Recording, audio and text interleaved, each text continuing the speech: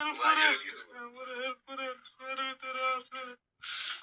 জনের ভিতরে আছি শুধু আমি আর মা।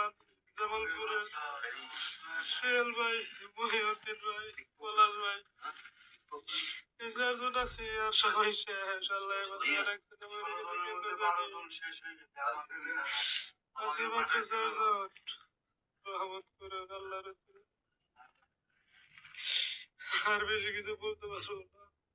খুব ঝামেলা। মোবাইল পালায় পালায় ভিডিও করতেছি, মোবাইল লুকায় রাখছি। একটা ফোনই ছিল একজনের কাছে। আল্লাহ রহমত করুন।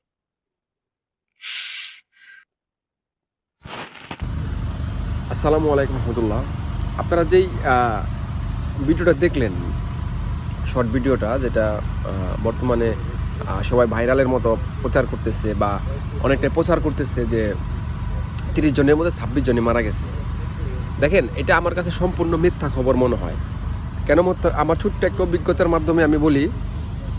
ওরা মে মাসের 15 তারিখে জয়েন করছে।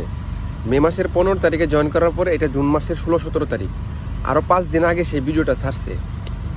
মানে আপনার মে মাসের জুন মাসের 10 তারিখের দিকে, 10-12 তারিখের দিকে এই ভিডিওটা তারা ছাড়ছে। তার মানে মাত্র 25 দিন সময় তাদের জয়েনিং হওয়ার 25 দিন সময়।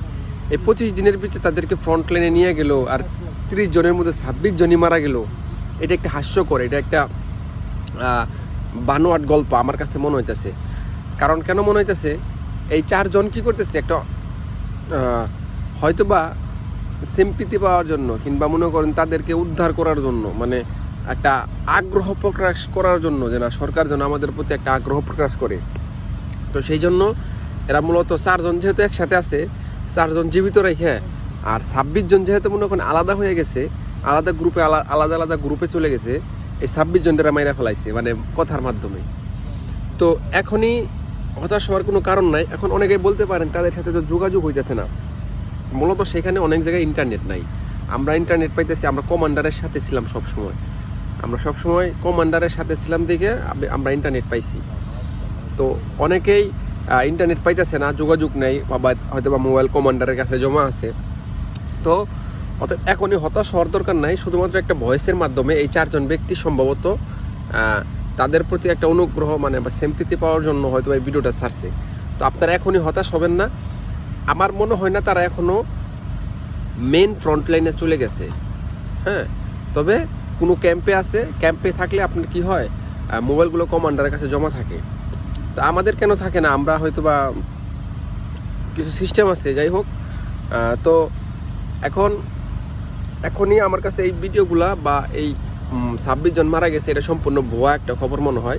এখনই পরিবারের লোক হতাশ হবেন না।